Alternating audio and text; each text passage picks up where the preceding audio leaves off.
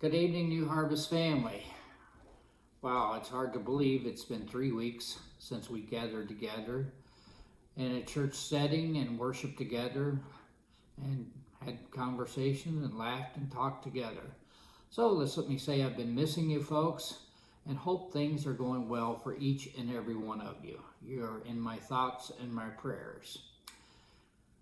Tonight, just going to connect with you and let you know some things that's coming up for this weekend and also some challenges. But before I say that, again, let me remind you, if you know of someone that has a need or someone that needs a prayer, needs someone to pray with them or something, just call us, let us know. And also, if you could, share something with us. Send us an email, send us a clip, or maybe you could video something that you and your family are doing that's challenging you, or something you'd like to share.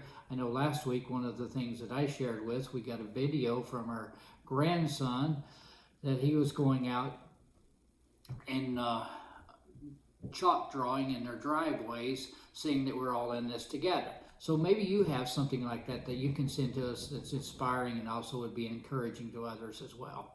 So if you do, let us know. So just let me say, this weekend is Palm Sunday. As we're looking towards Palm Sunday, it was always great to have our children's ministry come in and do a song of going through the sanctuary, going through our worship area, of waving their palm branches, and we know how cute they were and all of those kind of things. And that's going to be something that we really miss this Palm Sunday. So let me encourage you, as we're doing worship time, to think about getting something and putting in their hands and let them go around the living room or wherever you may be sitting during our service time, and let them be a part of it and feel like they're a part of it on Palm Sunday. The second thing that we want to do this coming Sunday is our normal, we do communion together. And we invite you to get some bread and a cup. And at the part of the service, we will be doing communion. And also, if you have children, this is a great time for you as parents to invite them in, and they take communion with you. And then if they have questions about what is communion and why they do it, then you'll be able to share with them why we do this together. So these are just some of the things. Hopefully this Sunday that we can be able to do live streaming, Facebook and YouTube, and then it'll be put on the website as well. So this is just a little challenge for you for this upcoming weekend. Also, if you have other ways that you can think of that we can learn how to communicate with one another and keep each other encouraged, let us know.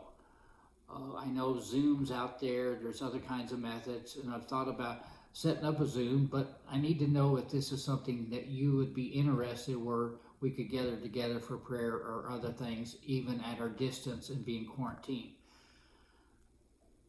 Let me also share with you that we as leadership team, we've been having a conference call each week on Thursday to share with each other, and also to share with what is happening in the life of the church as we know it, and then to see where we're headed. You know, one of the amazing things is that I'll be talking about this Sunday is we live in a very uncertain times, but also we can see throughout history the Bible is filled with uncertainties. So anyway, as we go through this uncertain time, let's think about others. Let's think about things that we can do to make sure that we're being Jesus with feet during this time. So let me again challenge you with a prayer, and that is, and also word of comfort from Philippians 4. He says, do not worry about anything. There's a difference between worry and concern. Concern, yes, we can be concerned, and we need to protect ourselves, to try to distance ourselves, to not be around this virus, or also to help stop it. But worry, he says, don't worry about anything. Instead, pray. So let's spend time praying about everything. So think of things that you can be praying for. And one of the challenges that I think we have as a congregation.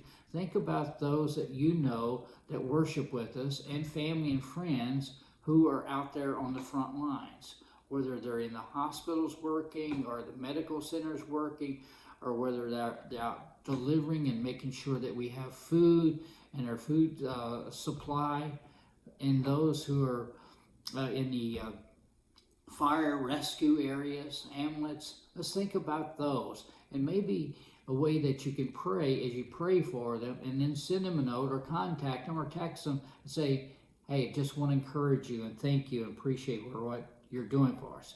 And then the scripture says, tell God what you need. What is it that you need? What do you need now? And then thank him for all he has done. So a part of what we need to be doing is thanking him. And one of the things that I thank him of is, wow, got a wonderful home. I live here in the country. Just so many things to be thankful for as well. And then the scripture says in verse 7, and then you will experience God's peace, which will exceed anything that we can understand. And his peace will guard your heart and mind.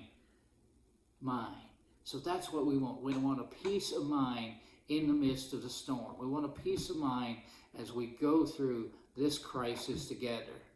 And I pray for each one of you that God will keep each one of us safe to protect us. Have a great evening. Hope to connect with you again soon.